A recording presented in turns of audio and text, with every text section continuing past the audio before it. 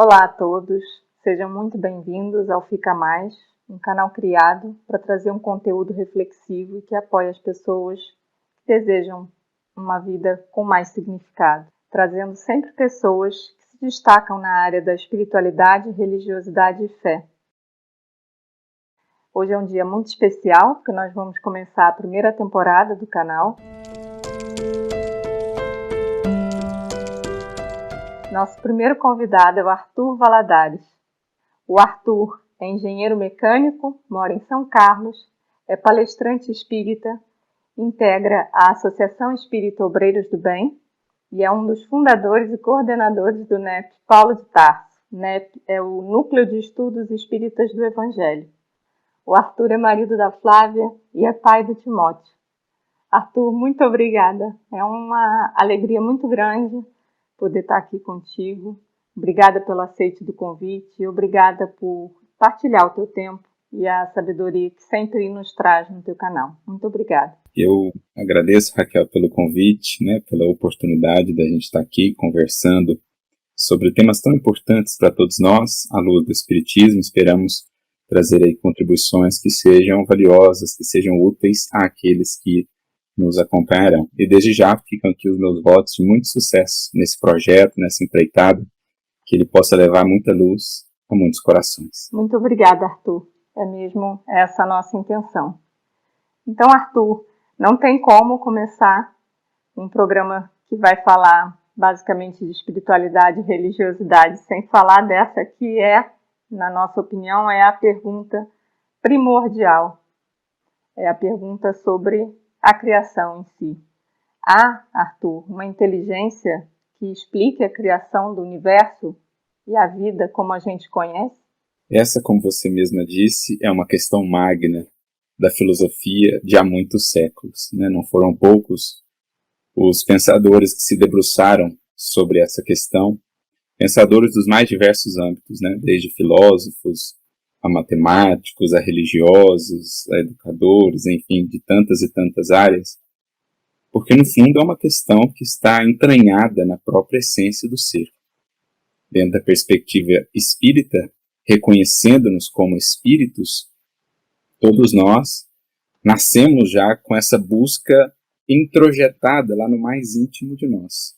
Mas, à medida que vamos evoluindo, principalmente ainda no início da jornada, como nos identificamos muito com a matéria, com os sentidos, às vezes a resposta não nos parece tão clara. Em compreensões outras, a gente vai criando em torno dessa figura, às vezes a gente vai aproximando-a por demais da nossa natureza humana, e ela vai ficando assim meio difícil de conceber ou de entender, mas a gente, com o passar do tempo, à medida que vamos ganhando maturidade enquanto indivíduos, enquanto humanidade, a gente vai tendo mais recursos, tanto racionais, como também do âmbito do sentimento, para realmente nos aproximarmos um pouco mais dessa figura que nos atrai, que é essa inteligência suprema, ou esse amor soberano, essa força onipotente, sejam quais forem os títulos que a essa figura puder nos dar, tudo na origem e na destinação vai acabar desaguando nisso. Nós vamos trazer aqui uma perspectiva do espiritismo em torno desse assunto, como nós mencionamos, foram vários os pensadores que trataram disso, ou de caminhos racionais, por exemplo, para se chegar à conclusão de que existe uma inteligência suprema, ou soberana, ou uma causa primária do universo.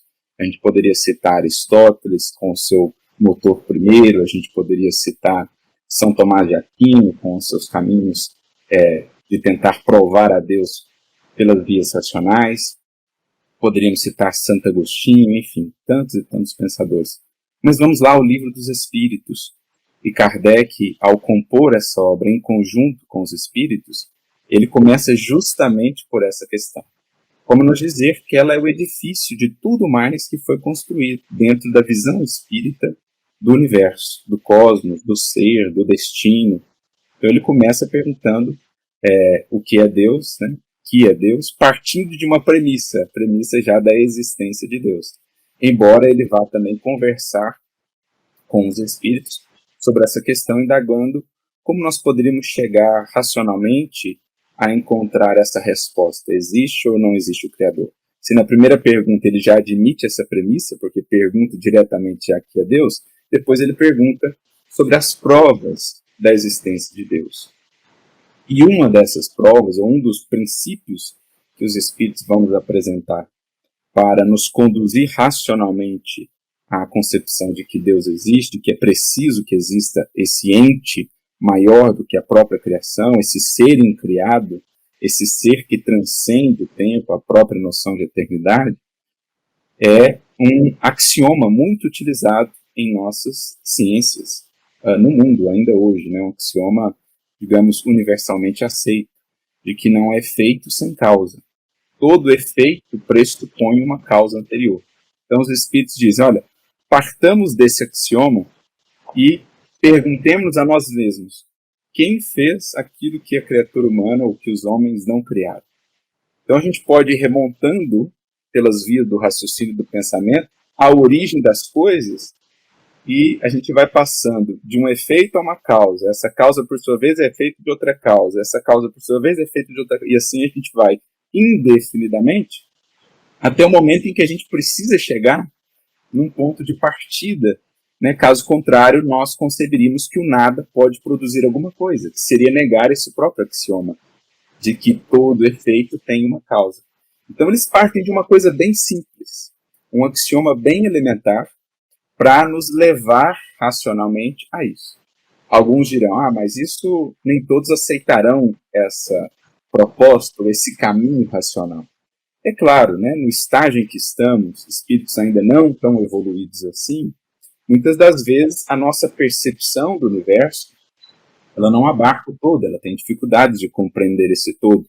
E nós também somos muito hábeis, às vezes, por orgulho, por vaidade, para encontrar subterfúgios ou saídas, digamos assim, né, muitas vezes criando sofismas e argumentos, mais argumentos, para não chegar a essa conclusão que se torna quase que evidente. Mas isso é o resultado do processo de evolução. Quanto mais a gente for progredindo enquanto espíritos, enquanto humanidade, mais nós compreenderemos que não só a criação, mas uma criação tão perfeita, tão ordenada como a que temos, não poderia ser simplesmente o produto de um acaso. Nós percebemos uma ordenação na criação, do ponto de vista material, primeiramente falando, né, em primeiro lugar. Quanto mais quando a gente considera as questões morais, as finalidades transcendentes da vida.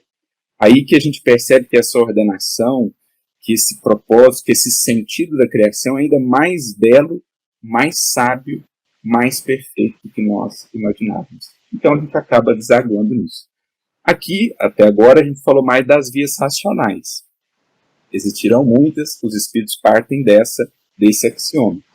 Mas há que se considerar também uma outra via, que é muito importante e nem sempre tão valorizada no que diz respeito à nossa compreensão de Deus e à nossa relação com Ele. E, diríamos, é a via do sentimento.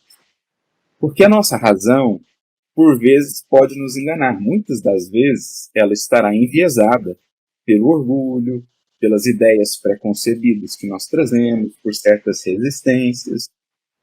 Então, é preciso que a gente tenha um olhar também para o sentimento, na construção de um espírito de humildade, né, de realmente abertura à compreensão da vida, do universo. É aí que a gente vai encontrando mais condições para realmente chegarmos a compreender Deus, do ponto de vista racional, mas antes até a sentir essa força, ou esse ser que vela por nós. Isso é muito interessante porque o Cristo, que, conforme o Espiritismo, foi o espírito mais elevado que já passou por aqui, ele fala de Deus não tanto pelas vias racionais. Ele busca enfatizar no Evangelho um caminho de chegar até Deus mais pelas vias do sentimento, do coração, do amai-vos uns aos outros. Como nos dizer que, no nosso atual estágio, essa talvez deveria ser a primeira via que prepara, ou que cria um caminho mais propício para a segunda via, que é a via racional. Porque a razão destituída de humildade, ela muito facilmente se perde e acaba se afastando de Deus. Agora, a razão atrelada à humildade, que é fruto do sentimento e do amor, essa muito mais facilmente direciona-se a Deus e o encontra em sua plenitude. Então, os espíritos também falaram disso. Kardec, por exemplo, em determinado momento, na questão 244 de Livro dos Espíritos, ele pergunta: os espíritos vêm a Deus? E aí os espíritos respondem assim: os espíritos superiores o veem e o compreendem. No sentido aqui, ver, no sentido de entender, né, o que é Deus.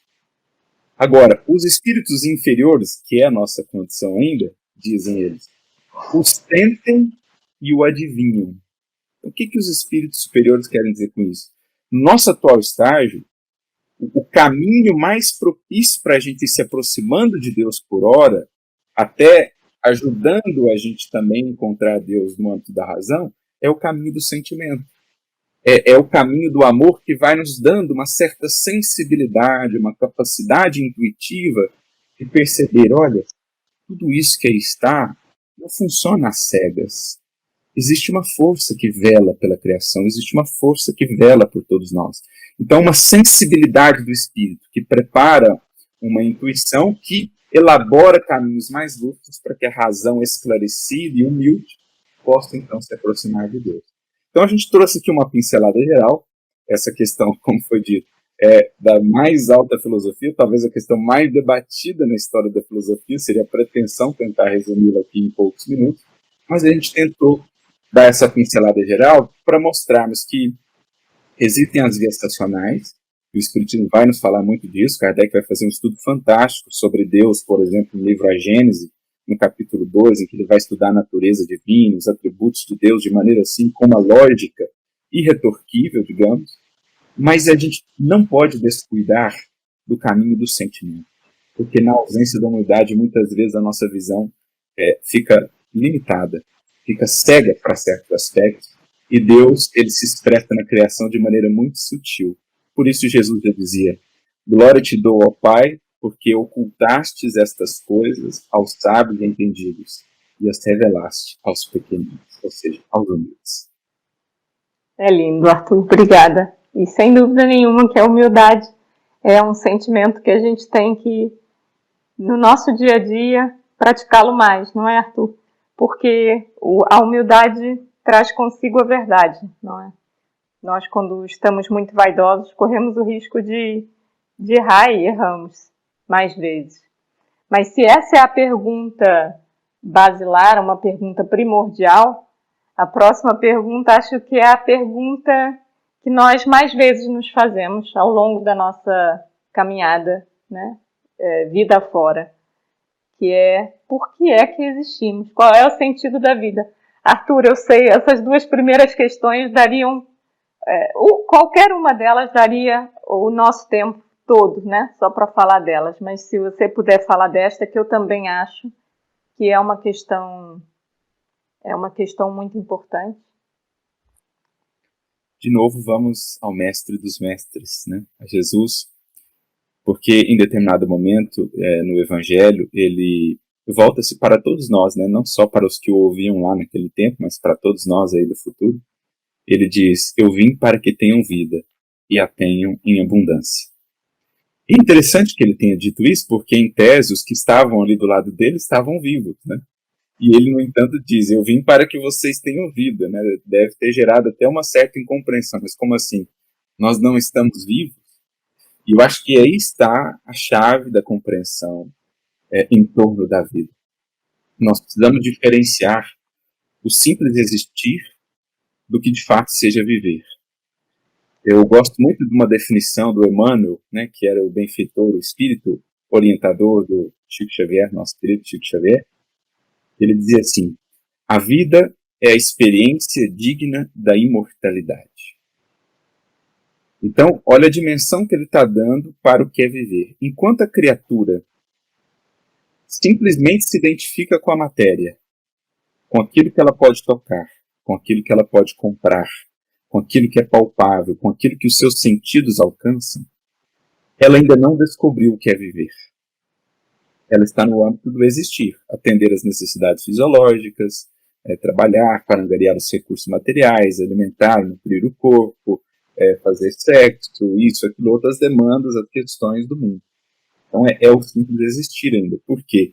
O próprio Emmanuel tem outra frase que eu gosto bastante, que ele diz assim: enquanto a gente vive nessa condição, vendo a vida só com os olhos materiais, o nosso olhar só vê o que está morto ou o que vai morrer. Vai morrer, sim. Né?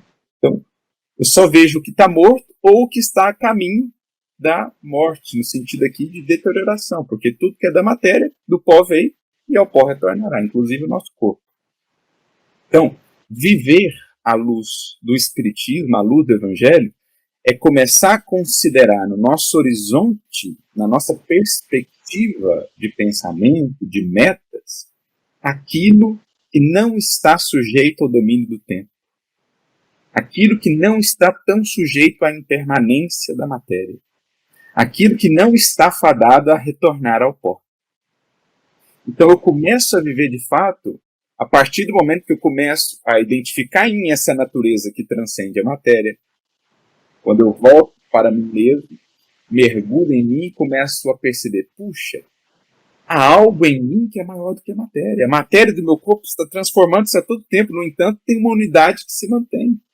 Eu sigo sendo eu mesmo, apesar das minhas células estarem se renovando todos os dias. Né? Que é o que a ciência começa a alcançar agora do ponto de vista, a ciência mais material, né? Não a ciência espírita, que já nos fala disso há muito, mas recentemente alguns amigos aqui do Brasil lançaram até um livro, Ciência da Vida Após a Morte. Ah, eu sei. É o colega psiquiatra. Sim, exato, o Alexander, né? sim. Um livro muito interessante em que eles trazem mais ou menos o panorama das pesquisas da ciência para identificar, olha, a consciência é algo além do cérebro. Nós temos experiências de quase morte, nós temos, né, relatos de reencarnação, enfim. Começa-se a ver que o ser, tem algo no ser que está além da simples matéria. Mas é o que o Espiritismo, é o que o Evangelho vem nos falando há muito. Então, quando eu começo a considerar isso, algo em mim que vai além da matéria, que vai além do túmulo, e quando eu começo a colocar ou a planejar a minha vida considerando as metas que digam respeito a isso em mim que transcende a matéria, ou seja, quando eu começo a entender que o que de mais precioso eu tenho a construir nesse mundo não são só as aquisições materiais, não é carreira profissional, não são os ornamentos da personalidade que tem o seu valor, tem a sua razão de ser, mas que o mais importante é agregar ao meu ser mais sabedoria, mais virtude, né? E aí todas as formas de virtude, da humildade sobre a qual falamos, a caridade. Quando eu começo a entender que a vida é mais do que simplesmente os meus interesses, porque o materialismo estará estreitamente associado ao egoísmo, né? São irmãos gêmeos que geralmente andam lado a lado, com algumas exceções, mas muitas das vezes um retroalimenta o outro. Então, quando eu começo a sair de uma visão puramente materialista da vida, eu também começo a sair de uma visão puramente exclusivista, individualista, e começo a entender que, mais do que simplesmente buscar os meus interesses, tanto os do corpo quanto o que eu almejo aqui na matéria, eu também sou chamado a me entender fazendo parte de um todo e que estou chamado a servir a esse todo. Fazer-me útil a outras vidas, né, que é o próprio espírito, a própria essência do Evangelho, que é servir. Viver é servir, diria Eurípides Barçanufo, outro grande espírito educador que tivemos aqui no Brasil.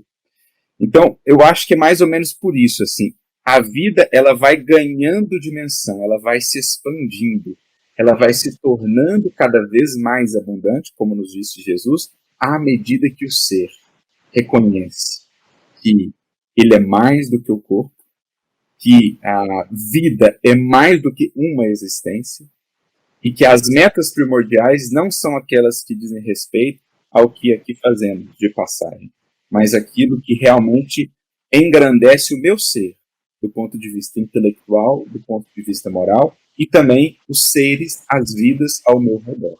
Aí eu estou realmente entendendo o que é viver. Compreender que viver é fazer algo que perdure no tempo para além da impermanência na matéria.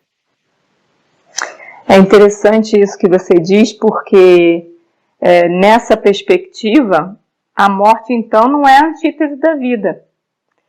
Porque a minha próxima pergunta é até essa, né? Muitas vezes as pessoas associam a vida como antítese à morte. E do jeito que você falou e explicou muito bem, a vida não é a antítese da morte. Então, o que é a vida? Tem algum significado? Desculpa, o que é a morte? Tem algum significado na morte? E o que há para além da morte, na perspectiva espírita, Arthur? Essa é uma compreensão fundamental, essa que você trouxe, né? De que a vida ou a morte não é antítese da vida. Eu me lembro até de uma pequena estrofezinha do Rabindranath Tagore, aquele grande poeta indiano, em que ele dizia, né? Morre uma semente, nasce uma flor, ou nasce uma planta. Morre uma flor, nasce um fruto. E assim a vida segue o seu caminho, sempre mais forte ou triunfante sobre a morte. Então, o que ele está dizendo? Ele tá trabalhando essa ideia de impermanência e mostrando que cada morte, na verdade, está a serviço da vida que prossegue sempre. E o mesmo vale para o espírito. Então, a vida é dádiva recebida do Criador no ato da criação, que nunca mais perderemos. A vida é um fio contínuo. Como diz o próprio Emmanuel, da morte fugiremos muitas vezes, da vida jamais. Da morte fugiremos muitas vezes, da vida jamais, porque existe um ponto inicial na vida do ser, na vida do espírito, e essa vida é agora ad eternum, né? Para toda a eternidade. A antítese da morte, dentro dessa visão, portanto, que o Espiritismo nos traz, seria o nascimento. Seriam os dois extremos da existência. A gente nasce transitando do plano espiritual para o plano material, e a gente morre transitando do plano material de volta ao plano espiritual. E esse ciclo nós já fizemos N vezes, conforme o Espiritismo nos ensina também, por meio da lei da reencarnação, que é um fator chave para a compreensão do processo de evolução do ser. Então, o que é a morte dentro dessa perspectiva? Simples renovação de experiências. Mais uma vez, recorrendo ao nosso Emmanuel, no livro Pensamento e Vida, eu gosto muito dessa definição de morte que ele traz ali. Ele vai dizer assim, que a morte, basicamente, é mergulhar mais profundamente no mundo de nós mesmos. Morrer é mergulhar mais profundamente no mundo de nós mesmos, para vermos, ou para lidarmos de maneira agora mais direta, com o céu ou com o inferno que construímos para nós próprios. Porque o céu começa em nós, tanto quanto o inferno terá o tamanho da rebeldia de cada um de nós perante as leis divinas. Então, a gente vai vivendo aqui, fazendo as escolhas, trazendo os nossos dramas e questões internas, muitas vezes sem olhar para eles, fugindo do processo de encontro consigo próprios, vamos deixando para depois a construção das virtudes, o aprendizado, o conhecimento, enfim. Mas vem a morte de repente e nos priva de todos os estímulos exteriores associados à matéria. Tudo aquilo que a gente tomava como anestesias, tudo aquilo a que dávamos exclusivamente a nossa atenção, de repente não tem mais. E aí o espírito é impelido a lidar consigo próprio. Por quê? O que a gente aprende acerca do mundo espiritual com o espiritismo? Que o mundo espiritual será para cada espírito um reflexo daquilo que ele tem por dentro de si. Por isso que no mundo espiritual nós temos várias esferas, digamos, várias dimensões. Desde esferas sublimadas, lá estarão ou habitarão espíritos que internamente têm uma ressonância com essas esferas, como as esferas mais próximas aqui da crosta, que são esferas mais sombrias, de muito sofrimento, como nós vemos nas descrições das obras espíritas. Mas por que disso? Porque o mundo espiritual é como um espelho. A matéria, porque o mundo espiritual também é composto de uma certa matéria, não tão densa quanto a matéria que forma os nossos corpos, mas é uma espécie de matéria que deriva do mesmo fluido cósmico universal, do qual fala Kardec e os espíritos. Essa matéria no mundo espiritual, quintessenciada, dizem eles, mais rarefeita, ela é extremamente moldável. E moldável pelo pensamento. Então, cada espírito vai ser levado no mundo espiritual, ou mesmo vai criar ao seu redor uma psicosfera, uma ambiência que reflita aquilo que ele trouxe por si, ou dentro de si, aquilo que ele construiu dentro de si. Por isso, quando o Espiritismo vai tratar da vida além da morte, a gente vai ver que existirão infinitas gradações. Né? Não existe uma fórmula, assim, uma equação certa que diga, esse espírito vai ter esta ou aquela escolha, porque vai depender muito de cada escolha que ele fez, do que ele construiu no íntimo. Vamos tanto encontrar espíritos que não se reconhecem sequer mortos. Quem participa de reuniões mediúnicas, quem já leu a literatura espírita, verá quantos casos de espíritos que ali comparecem sequer reconhecendo-se como desencarnados. Temos até um filme que foi feito nesse sentido, que é o Sexto Sentido, que, dando um spoiler aqui para quem ainda não viu depois de tanto tempo, né? Mas o personagem ao final percebe que ele estava morto e ele não sabia que ele estava morto. E isso é muito comum. Até espíritos que desencarnam e já tinham tanta consciência do que os aguardava, já viveram em vida, ou seja, durante a encarnação, com tanto desprendimento em relação à matéria, que se libertam como um pássaro que, estando preso na gaiola, sendo aberta a gaiola, ele simplesmente alça voo para outros planos, para pairagens mais elevadas. Então, essa é a visão da morte e do depois da morte que o Espiritismo está nos trazendo. Inclusive, fica aqui a sugestão de uma leitura belíssima de um dos grandes apóstolos do Espiritismo, chamado Leon Denis. Ele tem um livro justamente intitulado Depois da Morte, que ele vai fazer uma visão panorâmica do Espiritismo, inclusive falando desse além-túmulo. Mas morrer é isso. Morrer é mergulhar em nós mesmos para, do lado de lá, no mundo espiritual, lidarmos com as consequências das escolhas que aqui tivemos na matéria. Quanto mais vivemos apegado à matéria, cultivando vícios e paixões, mais difícil será o processo da desencarnação ou da morte, mais perturbações sofreremos no processo, mais difícil será o reconhecimento de nós mesmos do lado de lá, onde estamos, enfim, demandará mais tempo do ser. Agora, quanto mais ele viveu, mesmo encarnado, de olhos voltados para a imortalidade, para os valores do espírito, vencendo a si próprio, vencendo as suas paixões, mais sereno será o processo da desencarnação e mais facilmente ele estará de volta ativa do lado de lá para realizar também o que os espíritos do lado de lá fazem.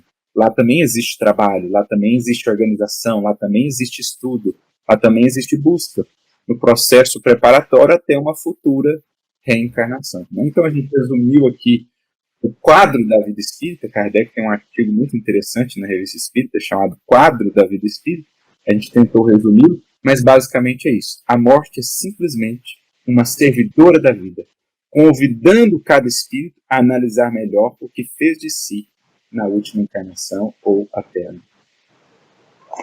Então, no fundo, a morte é como esse reconhecimento da nossa própria consciência, essa consciência que eu vou construindo ou não. Eu posso viver muito inconscientemente, viver sem ligar muito às minhas escolhas, ou sem muito planejamento, não é? Sem me importar muito com as coisas e muito apegado ainda à minha situação material. E aí, nesse caso, a morte seria é mesmo não um confronto no sentido de briga, mas um confronto com a minha própria consciência, né? É mais ou menos isso, é isso, Arthur? Um olhar no espelho, né? Um ficar face a face com aquilo que fiz de mim próprio, aquilo que eu construí de mim mesmo. A morte não deixa de ser uma espécie de espelho, onde então nos veremos tal qual nos fizemos até ali, né? Com o céu ou com o inferno, que ainda escolhemos manter dentro de nós. Por isso, então, céu e inferno não são lugares geográficos, né? São estados de consciência, digamos assim, é isso, não é? Exatamente, estados de consciência, estados de espírito. Claro que, como a gradação evolutiva dos espíritos ela é muito vasta, né? Nós temos desde espíritos ainda muito materializados dentro da terminologia espírita até espíritos já muito evoluídos. Cada um de nós vai ser uma espécie de somatório de céu e de inferno. Vamos ter parcelas já de conquistas, de aspectos positivos que geram felicidade, como também parcelas ainda de vícios, de paixões, de apegos que geram infelicidade. Então, um misto ainda de luz e sombras. Mas a ideia é cada vez mais ampliarmos a parcela de céu em nós, que deriva justamente de uma consciência harmonizada consigo e com as leis divinas esculpidas em si próprio. queria que você falasse um pouco sobre felicidade, como é que alcançamos a felicidade, o que é felicidade, então, enfim, porque eu já percebi que as definições espíritas são um bocado diferentes daquilo que é o pensamento corriqueiro, não é? Digamos assim, da maioria de nós. Mas o que é felicidade, como é que alcançamos, e pensando em sofrimento, por que é que sofremos? Questões também muito importantes aí dentro da filosofia, né, e das buscas humanas ao longo dos séculos. A felicidade, ainda para uma grande maioria das criaturas, estará associada a questões de natureza exterior. Então, por exemplo, quando materialmente estamos assegurados em termos profissionais, quando a saúde do corpo está ok, quando estamos próximos daqueles que amamos, quando as circunstâncias de natureza exterior são mais favoráveis, ou quando podemos usufruir ali de algum prazer sensorial, né? Geralmente a gente vai associando a felicidade a isso. Mas cedo ou tarde a criatura começa a notar que a felicidade baseada nisso, nessas garantias do mundo, ela é extremamente instável. Porque da noite para o dia a circunstância pode se mudar, se alterar por completo. A pessoa querida pode, de repente, desencarnar. O emprego que eu julgava tão estável, de repente eu posso perdê-lo, assim também a fortuna, os prazeres podem me faltar. Então a criatura ela começa a notar que algo mais durável de felicidade, algo que lhe traga um estado de harmonia, de paz, que poderíamos tratar aqui como sendo sinônimo da felicidade, terá de dizer respeito a algo que não seja assim tão impermanente, ou que não esteja assim tão sujeito à mudança e à alteração da noite para o dia. É aí que a criatura começa a notar que a felicidade real, e é dessa sobre a qual Jesus falava, ela estará muito mais associada ao que esteja em nós e que parta de nós. Há uma metáfora no Evangelho que eu acho que explica muito bem isso. Jesus conversando com a mulher samaritana às margens do poço de Jacó, como está registrado lá no Evangelho de João, capítulo de número 4. A moça está ali, foi pegar água, Jesus vinha viajando com os discípulos, chega no poço, tal, pede água para ela, começa um diálogo ali e tal. E de repente o diálogo chega naquele momento em que ele fala assim para ela: quem beber da água desse poço terá sede novamente. Porém, quem beber da água que eu lhe der, nunca mais terá sede, porque a água que eu lhe der se tornará nele uma fonte a jorrar para a eternidade. É um diálogo da mais alta beleza poética e filosófica, porque figuremos os poços como sendo aquilo onde nós vamos buscar a água que nos sacia. Então, o mundo tem vários tipos de poço. Muitos vão buscar a sua felicidade, a sua saciedade no poço do poder, no poço do prazer, no poço da beleza, no poço da riqueza. E a criatura vai bebendo daquela água, ela traz uma satisfação imediata. Mas cedo ou tarde a criatura começa a perceber que quanto mais ela bebe daquela água, mais ela tem que beber. E ela entra num ciclo de não satisfação. Ela percebe a efemeridade daquela saciedade, baseada em poços de natureza exterior. Eu tenho que ir lá nesse poço para buscar. Jesus fala: quem beber da água que eu lhe der, encontrará, ou essa água nele se fará uma fonte que jorra dele. A partir do momento que a fonte da água jorra de mim, eu não dependo mais do poço exterior. Se não tiver o poço exterior, eu tenho um manancial a jorrar de mim. Então é como se Jesus estivesse trazendo a metáfora para a questão da felicidade, dizendo: felicidade mesmo é aquilo que está em você e parte de você. Enquanto a sua felicidade depender de poços de natureza externa, ela estará sempre no risco de faltar. Ela será sempre instável, duradoura, efêmera. No dia que a felicidade partir do que está em você e daquilo que você oferta à vida, você terá descoberto a verdadeira felicidade. Ou seja, felicidade real decorre do nosso engrandecimento enquanto seres espirituais. Então, a felicidade real é aquela que nasce dela, espontânea, do fato de podermos entender melhor a vida, conhecer melhor as coisas, a nós mesmos. Felicidade real, duradoura, é quando a gente consegue vencer a nós próprios diante de uma tentação, diante de um arrastamento para uma ação infeliz. Essa é uma felicidade verdadeira. Felicidade verdadeira é a felicidade e o amor que brotam de mim e vão criar sorrisos em outras vidas. Essa felicidade nunca falta, porque está sempre ao meu alcance. Então é isso que os espíritos vão falar também quando vão tratar do assunto com Kardec, questão 922 do Livro dos Espíritos. Kardec pergunta, o que é a felicidade? E os espíritos respondem, do ponto de vista material, a posse do necessário. Do necessário. Por quê? O supérfluo traz consigo inúmeras necessidades fictícias e com elas inúmeros tormentos voluntários. Quanto mais eu tenho, mais eu quero ter, e eu entro numa espiral em que nunca estou satisfeito. Então é o que os espíritos vão dizer, mais rico é o que tem menos necessidades. Então, do ponto de vista material, tendo a posse do necessário, já temos o mais essencial para a felicidade. Agora, do ponto de vista moral e espiritual, dizem eles, a fé no futuro e a consciência tranquila.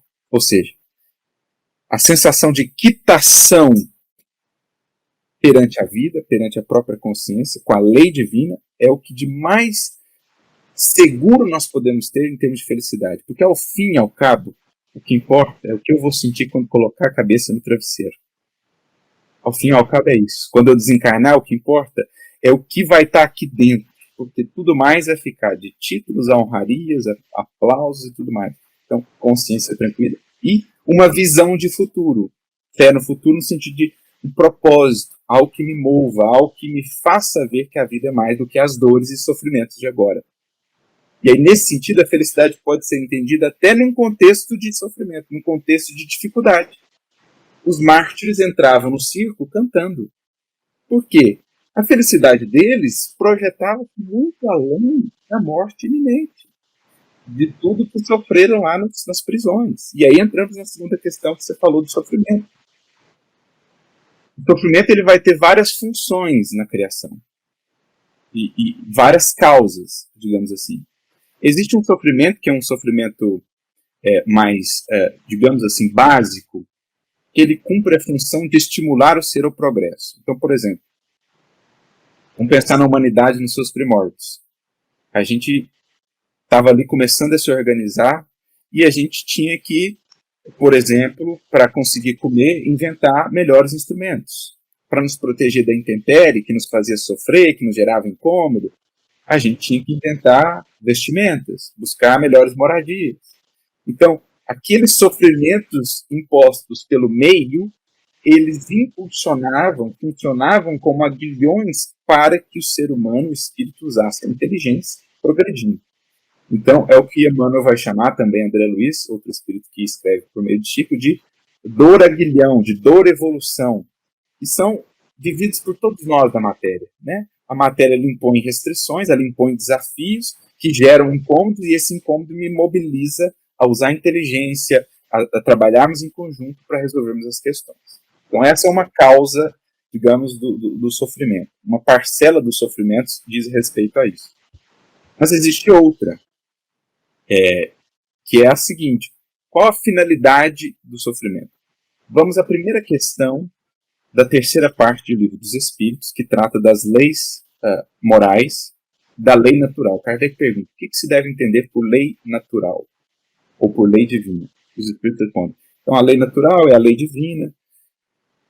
Ela diz ao homem o que ele deve fazer, o que ele deve evitar fazer, e ele só é infeliz quando dela se afasta. Pronto, temos a chave do entendimento. Só é infeliz quando dela se afasta. Ou seja, existe uma proposta de progresso ótimo para o ser, que é o caminho da lei divina. Ou seja, amor, compromisso com a verdade, humildade, os valores todos que aprendemos com Cristo. A partir do momento que eu me desvio do propósito da lei divina, propósito da evolução, a própria sabedoria da lei aciona mecanismos de alerta, de despertamento, dizendo, olha, evita seguir por esse caminho, porque nesse caminho você está prejudicando a outros e primariamente a si próprio. Aí a gente começa a entender a finalidade do sofrimento. que pode ser originário de desvios nesta existência como de existências pretéritas. Mas sempre vai ter uma finalidade, o sofrimento: reconduzir o ser à estrada do equilíbrio, ao caminho do meio, digamos assim, como falava Aristóteles, que é o caminho da virtude. Então, o sofrimento, desde os menores aos maiores, tem sempre uma conotação corretiva, de correção de rota, portanto, uma finalidade educativa. Nunca é o sofrer pelo sofrer, porque Deus gosta e distribui o sofrimento a seu bel prazer. Nunca. Não faria sentido ante a inteligência suprema. Há sempre uma correlação entre o sofrimento e uma causa anterior que significa um desvio do equilíbrio. A gente vê isso no corpo. Se eu como demais, afastando-me da lei de equilíbrio, o corpo aciona um mecanismo de desajuste interno, dá lá uma diarreia, dá lá um problema de digestão, que me diz: não repita isso. Isso não é legal. Do ponto de vista moral é a mesma coisa. Né? O sofrimento está falando para você: repense certas escolhas, repense certos caminhos. Os desequilíbrios que você está vivendo, de natureza física ou psíquica, decorrem de alguma desarmonia com a sua própria consciência, que revela as leis divinas. Essa é a grande finalidade do sofrimento na criação divina: alertar, despertar o ser, remediar, trazê-lo de volta a um caminho de meio, de equilíbrio, no sentido do progresso. É engraçado porque essa mesma noção de sofrimento como um desvio que a criatura apanha é também partilhada pela filosofia oriental, né? Com o karma, o dharma sendo esse caminho direto, não é? Que leva em direção a Deus. Eu até, pronto, entendo que cada vez que a gente dá nome, mas é a nossa necessidade humana, né? De dar nome a essa força criadora, essa inteligência suprema que cria o universo. Mas toda vez que a gente dá nome, a gente também limita, né? Então, por isso é que eu acabo não falando muito, mas é isso, o Dharma, né? Como sendo esse caminho direto que leva a Deus, e toda vez que a gente sofre, comete um karma e se desvia, ao karma, desculpa, toda vez que a gente se desvia ao karma para voltarmos a esse caminho do meio. Que é também ao que o Cristo se refere, não é, Arthur? Quando diz, vai, não peque mais, vai, não se desvie. Isso. A ideia de pecado é exatamente essa, porque no original em hebraico, o pecado é ratá, que significa literalmente desvio do alvo. Imaginemos um arqueiro, tem lá o alvo, e acertar o alvo é a meta, né? O pecado, ratá, significa desvio do alvo. Então, ao longo do tempo ganhou uma outra conotação, às vezes um pouco diferente disso, a ideia de pecado, mas originalmente é isso. É um desvio do alvo que precisará ser retificado. E aí surgem os processos despertadores da dor e de sofrimento, nos convidando a repensar. Atualmente temos visto cenas de guerra e fome e doenças e tudo. Então, há com certeza milhares de pessoas nesse momento a sofrer e que pensam que estão sozinhas, desamparadas, desanimadas, que pensam até em tirar a própria vida. O que você podia falar para essas pessoas que se sentem nessa situação nesse momento? O primeiro é: não desista, né? Há muito recurso, há muita esperança. E à medida que a gente vai aprendendo onde buscar, a gente vai percebendo que aquilo que parecia um labirinto, um horizonte sem saídas, né, tomado às vezes pelas nuvens, pelas sombras, a gente vai percebendo que toda noite prepara um alvorecer. Todo processo de profundo desafio, de dor intensa em nós, prepara depois tempos de fertilidade e de recomeço. A própria natureza nos ensina isso. Aí no hemisfério norte isso é mais evidente do que aqui, por exemplo, no Brasil, mas quando a gente vê o inverno converter-se na beleza da primavera, isso é um sinal que o Criador estabeleceu na própria criação, lembrando-nos a todos de que todo inverno será sucedido de uma primavera. E essa foi a grande mensagem do Cristo, em verdade, no Evangelho, quando olhamos para o Evangelho, vamos compreendendo que a cruz não é o fim, né? A cruz, ela é um processo que prepara a ressurreição. Ressurreição ali no sentido de vida nova, de vida engrandecida. Porque o sofrimento, ele propicia isso. Se nós soubermos nos estruturar, se nós soubermos buscar recursos para lidar com ele de maneira resiliente, a gente vai vendo o quanto ele nos trabalha, o quanto ele nos transforma. Quem fala sobre isso de maneira muito bela, de novo citando ele, é o Leon Denis, no livro O Problema do Ser e do Destino. Aqui no Brasil a tradução ficou O Problema do Ser, do Destino e da Dor. Ele tem ali 2 capítulos, assim, para mim, algumas das mais belas páginas escritas na literatura espírita, especialmente sobre a questão da dor. Capítulo 26 da obra e capítulo 27, chamado A Dor e Revelação pela Dor. É muito bonita a maneira como ele nos apresenta a finalidade da dificuldade na vida, né? Na criação. Então, uma parte fundamental da nossa trajetória enquanto espíritos é criarmos em nós uma estrutura, bases, para lidarmos com a dor, para lidarmos com as dificuldades. Para que não sejamos colhidos assim de inopino, não sejamos surpreendidos, desprevenidos pela dor. Claro que muitos corações já estarão talvez imersos numa experiência de profunda dor. E nesse sentido a gente traz aqui os recursos mais emergenciais para a gente poder lidar com ela. Mas a gente precisa também falar de algo mais a longo prazo, que é uma preparação para lidar com a dor, que vem para todos na Terra, adaptada às necessidades de cada um. Então, para quem já está imerso na experiência, lembra-te, és um espírito. Então, tira um tempinho para estar consigo, para refletir, mergulhar em você e sentir que você é algo maior, muito maior do que o corpo que momentaneamente te veste, muito maior do que as dificuldades que você vive.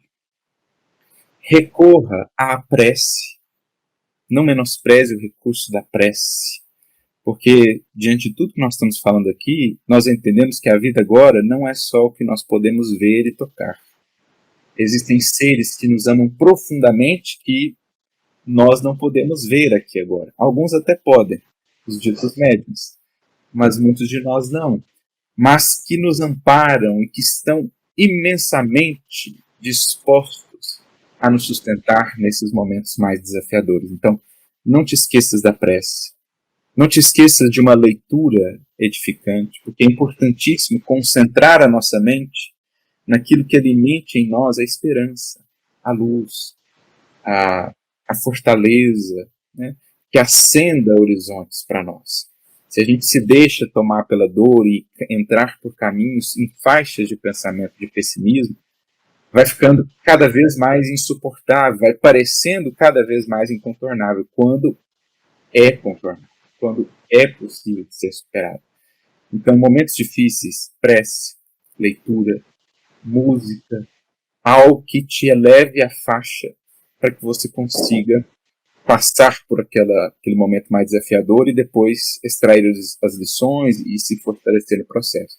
Amigos, lembra-te dos amigos, lembra-te daqueles que te amam, teu pai, tua mãe, teu irmão, companheiro, companheira, lembra que você não está sozinho. Então esses são recursos emergenciais fundamentais para quem está imerso. Claro, quanto mais você estudar, mais sentido você vai tendo. Quanto mais profunda e sincera for a oração, para além de quaisquer fórmulas de oração, mas quanto mais sincera ela for, mais você vai perceber que a sua mente se clareia, que as ideias de repente são novas, que há um frescor novo, um refrigério na alma. Quanto mais você se ocupar com o bem, por exemplo, mais você vai perceber que as suas dores vão parecendo mais suportáveis, menos pesadas do que antes pareciam. Por isso que o Chico Xavier, quando passava por momentos muito difíceis, o Emmanuel, o benfeitor dele, falava: vamos servir um pouco mais, Chico. E é nesse serviço aos outros, às dores dos outros, que ele descobria que as suas podiam ser suportáveis. Quem seca outras lágrimas, nota que as suas próprias o serão. Esses são recursos mais emergenciais. Mas nós precisamos também viver cultivando isso nos dias de calmaria. Não é recurso a ser buscado só quando a noite se fez sobre a nossa alma, só quando o inverno chegou. A gente não pode viver, uma vez que temos o mínimo de entendimento da vida como algo tão mais amplo, a gente não pode viver como a cigarra da fábula de La Fontaine, da cigarra e da formiga. A cigarra vive lá imprevidentemente, as formiguinhas trabalhando e preparando-se para o inverno. De repente vem o inverno, porque o inverno virá para todos nós. Para todos nós. Agora, a gente tem que ser como as formiguinhas, preparando-nos nos tempos de calmaria, ou seja, conhecendo-nos, estudando-nos, trabalhando as nossas emoções, estudando a vida, seja qual for a sua tradição espiritual, algum caminho de espiritualidade ou transcendência, buscando servir, quer renovar o coração, o sentimento. Tudo isso é esse trabalho constante, perseverante das formiguinhas preparando-se para o inverno, para que não fossem colhidas de maneira surpreendente, né, imprevista, ou desprevenidas como se deu com a cigarra. Por isso Paulo orientava já numa de suas cartas a Timóteo: procura vir antes do inverno. Claro que lá ele falava do contexto da viagem no Mediterrâneo, mas há uma conotação espiritual. Procura preparar-se antes dos invernos, das invernias da vida. Mas lembra, depois de todo inverno, há uma primavera. Flores, frutos, perfumes, sabores, é o que nos espera se soubermos, com resiliência e com esperança, vencer os invernos da vida. Que lindo, Arthur. Obrigada. Você diria algo diferente para alguém, por exemplo, que está de luto, porque isso que nós estamos falando é um problema de saúde pública no mundo inteiro. A saúde mental tornou-se um problema de saúde pública, não é? Principalmente depois da pandemia. Acho que isso tem se intensificado mais. Mas essas palavras de consolo, o que você pode falar para, então, também milhares de pessoas que não têm seus entes queridos mais ao lado, que então desistiram de viver? O que você pode falar? Primeiro, a gente diria, à luz do Espiritismo, que às vezes eles estarão mais ao lado ainda do que quando estavam aqui num corpo de carne. Ou seja, prosseguem vivos. Prosseguem vivos. Eu acho que essa compreensão bem introjetada no coração já é de um consolo, assim, imensurável. Seja qual for a condição desse ente querido, como ele tenha partido, né, os caminhos, as escolhas que tenham sido feitas, ele prossegue vivo. E mais, ele não está apartado de ti, porque nós somos espíritos. Nós irradiamos o nosso pensar e o nosso sentir para além dessa gaiola que é o corpo. E nós interagimos à distância, até entre dois planos. Então lembra-te, a tua prece de amor, de carinho, há de alcançar esse ser, onde ele estiver. Ele não está abandonado. Claro, cada um de nós há de lidar com as consequências do que construímos, mas pense, se você o ama de modo que sequer consegue mensurar, há um amor ainda maior que o ama, que é o amor de nosso Pai por todos nós, que é o que Jesus tanto quis nos ensinar. O próprio Cristo ama a todos que somos aqui na Terra, as suas ovelhas, né? Ele que nos conduz a todos no processo de evolução aqui nesta Terra, também ama cada um dos seus tutelados. E ele mesmo prometeu que nenhuma de suas ovelhas ficaria perdida. Então lembra-te disso. Claro que não há problema em as lágrimas por vezes nos visitarem, né? Quando alguém vai de mudança para um outro país, às vezes bate a saudade, a gente chora. A questão é que essas lágrimas não sejam as lágrimas corrosivas do desespero, da falta de esperança. Pelo contrário, que sejam lágrimas benditas, que lavam a nossa alma, que aliviam o nosso coração, mas lágrimas que tenham ali também misturado nela, o doce da esperança, a certeza de um reencontro, hoje ou amanhã, mais cedo ou mais tarde, porque a vida é dom eterno. Fora do corpo, ou nele, seguiremos vivendo. E é da lei divina que os que se amam estejam cada vez mais entrelaçados nos caminhos da eternidade. Então, esperança. Ore por ele, porque a sua oração pode ajudar muito o ente querido, o coração querido que está do lado de lá, ajudar na transição, né, da desencarnação, ajudá-lo a tomar consciência de si do lado de lá. Entenda que muitas das vezes, embora não nos lembremos aqui no estado de vigília, nós nos encontramos do lado de lá durante a noite. Porque à noite, como aprendemos, nós nos desdobramos por um tempo, né? O sono é uma espécie de ensaio para a morte, a gente desdobra e nós interagimos com os seres queridos, nossos benfeitores, parentes que já desencarnaram, do lado de lá. Então a gente tem essa possibilidade. Quando a gente acorda aquele dia, assim, né, parece que algo diferente aconteceu durante a noite, a gente acorda tão esperançoso, a gente acorda com um ânimo assim. Em geral, são esses encontros benditos que a misericórdia nos proporciona. Então, lembra-te disso. Ora, esperance e tenha certeza de que cedo ou tarde estarão juntos novamente nos caminhos da vida imortal. Que bom, é isso mesmo. Acho que é uma mensagem muito consoladora. Obrigada, Arthur. Acho que todos nós, enquanto espíritos, então vou usar a nomenclatura que o Arthur tem usado, não é? Todos nós que estamos aqui nessa experiência buscamos isso, né? Essa vida plena. Mas sendo essa vida plena algo que muitas vezes pode parecer complexo, não é? Alguém que já tomou caminhos e já se desviou muito da rota, como dissemos atrás. Por onde é que começamos, se quisermos viver essa vida plena, Arthur? Nesse sentido, nós temos exemplos muito bonitos que nos foram ofertados pela tradição cristã, pela própria história do Evangelho. Nós podemos lembrar, por exemplo, da figura de Saulo de Tarso, que foi o primeiro perseguidor da mensagem do Cristo.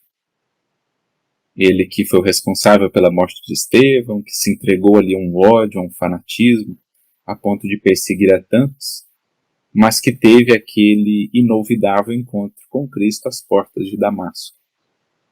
E de perseguidor que era, ele se converte num dos maiores divulgadores do cristianismo, um dos maiores exemplos de transformação para a história do cristianismo e mesmo da humanidade, porque é uma história de vida muito inspiradora. E eu acho que a postura dele diante do Cristo ali naquele encontro diz muito para nós sobre como lidar com esse passado de escolhas infelizes. Nenhum de nós, em jornada que estamos, né, espíritos já tendo vivido muitas e muitas vezes, o caminho da imensa maioria de nós não é um caminho assim de escolhas muito nobres, de atos assim tão louváveis. Basta olhar para o passado da humanidade. Então, todos nós temos as nossas pendências. Viemos aí de vales não tão luminosos. Mas Saulo lhe diz: Senhor, o que queres que eu faça? E essa pergunta ela pode parecer muito simples, né? Mas ela traz tanta coisa em termos de compreensão de como lidar com um recomeço, um reajuste de rota. Primeiro que ele não se detém na culpa. O arrependimento, o remorso cumprem uma função extremamente necessária na criação, porque o arrependimento ele é um sinal, um lampejo de consciência. É algo que me diz que eu sinto que aquilo que eu fiz não é legal, não é adequado. Então ele é extremamente necessário, né? A questão é quando nós nos mantemos e nos detemos nesse estado, e aí geralmente desaguamos no pântano da culpa, onde ficamos a nos martirizar sem de fato resolver as questões.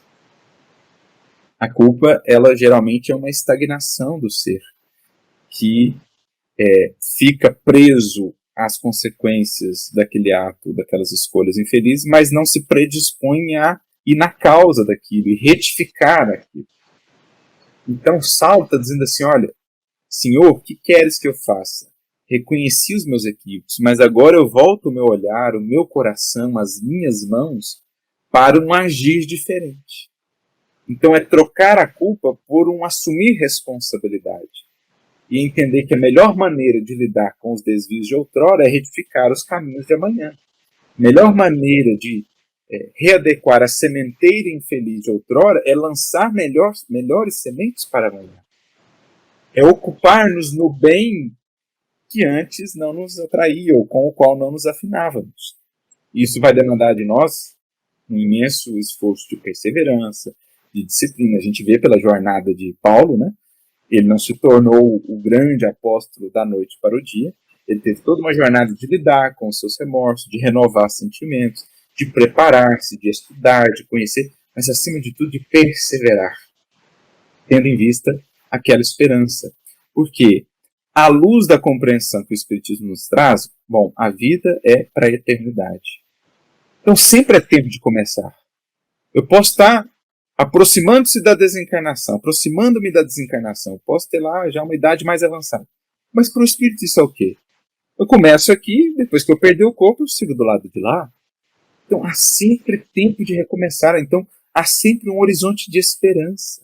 Por mais que eu tenha caído, me equivocado, o futuro me acena com oportunidades novas. A própria ideia da reencarnação que o Espiritismo apresenta, as doutrinas orientais, em sua maioria também, ela é o atestado dessa misericórdia de Deus que nunca fecha a porta ao arrependimento, que sempre oferta recomeços.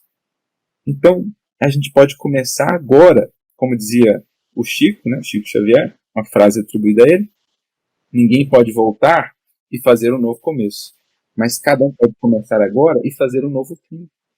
Com essa compreensão de que o horizonte nos acena com esperança, seja qual for o caminho percorrido até aqui, claro, teremos de lidar com as consequências disso ao longo do tempo, mas também o tempo nos fala de algo muito maior, isso nos traz todo um estímulo, toda uma força, um bom ânimo para a gente se erguer de nossas quedas, seja elas quantas forem, e seguirmos adiante em direção do futuro que a todos nos espera. A nossa destinação é belíssima.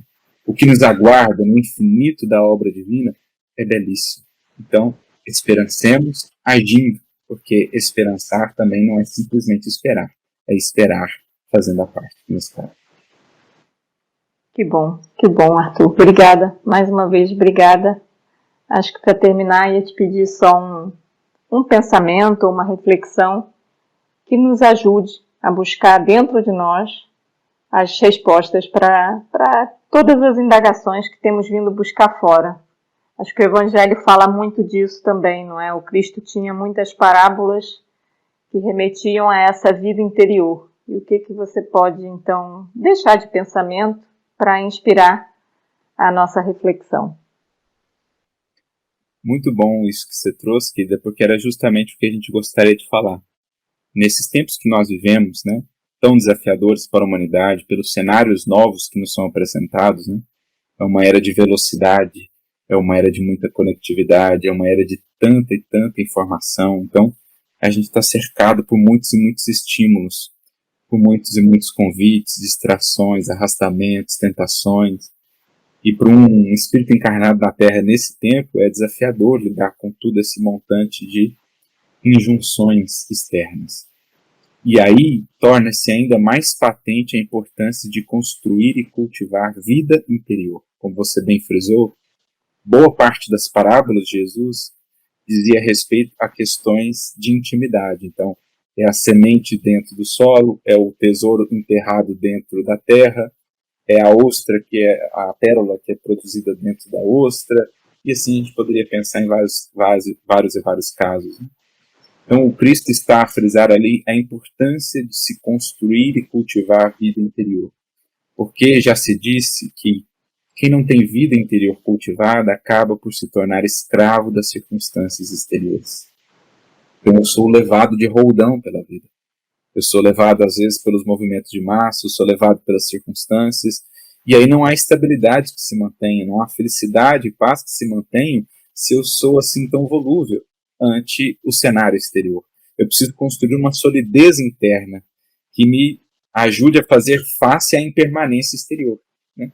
Aliás, essa é até a função da matéria. A impermanência que ela nos propõe lá fora, o budismo, por exemplo, vai tratar muito disso, ela no fundo visa nos fazer voltar para dentro para encontrar permanência aqui dentro, estabilidade aqui dentro. Isso é cultivo de vida interior. Então é imprescindível, especialmente nos tempos que vivemos, em que somos cercados por tantos estímulos, que a gente tenha uma vida interior sólida, uma vida interior florescente, abundante, porque é então que essa vida interior consegue se sobrepor às injunções exteriores. Eu não sou mais assim uma folha ao vento, eu não sou mais assim uma cortiça ao sabor das ondas do mar. Eu sei adequar-me ao vento que a vida traz, como os navegadores fizeram para chegar até aqui ao Brasil. Né? O vento nem sempre era favorável, mas eles adequavam as velas e o leme para serviço do vento que tinha.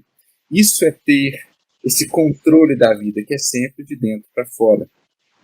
E como a gente faz isso? Aí entra o cerne do que seja espiritualidade. O que é espiritualidade? É cultivar o espírito que sou.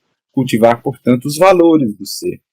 Estudar, buscar o que agregue, o que abra horizontes. Conhecer-se, uma das orientações-chave do Espiritismo, quando Kardec pergunta aos espíritos qual o caminho mais efetivo para a nossa transformação. Um sábio da antiguidade já vos disse: conhece-te a ti mesmo. Conheça a tua natureza, conheça os teus potenciais, identifique que você tem imensos potenciais latentes esperando o seu trabalho, o seu esforço para florescer. Estude para ampliar os seus horizontes de entendimento da vida, de si próprio, as tuas fontes de consolação, e encontre no serviço, no amor, no bem, a mais nobre, pura e duradoura satisfação da alma. Descubra, como Jesus disse à mulher samaritana, essa fonte a jorrar de você. Esse é o caminho mais seguro. Esse, eu penso, ou essa a compreensão mais fundamental para os tempos que vivemos. Cultivar vida interior para fazer frente a essa vida exterior ainda meio caótica, um processo de mudança, de transformação profunda pela qual o mundo passa, mas para a gente organizar lá fora o mundo na sua nova maneira de ser, numa etapa nova da humanidade, a gente tem que primeiro organizar aqui dentro, porque essa harmonia de dentro é que há de um dia de refletir-se lá fora. Então fica essa sugestão para aqueles que nos assistem, e mais uma vez aí o nosso agradecimento pela oportunidade de termos estado aqui. Não, nós é que agradecemos. Obrigada pelo teu tempo precioso, a tua sabedoria, cultivada com certeza com muito estudo e com muito serviço, não é, ao próximo. Obrigada, Arthur. E eu convido a todos que assistam ao nosso próximo episódio. Fiquem conosco. Obrigada, Arthur.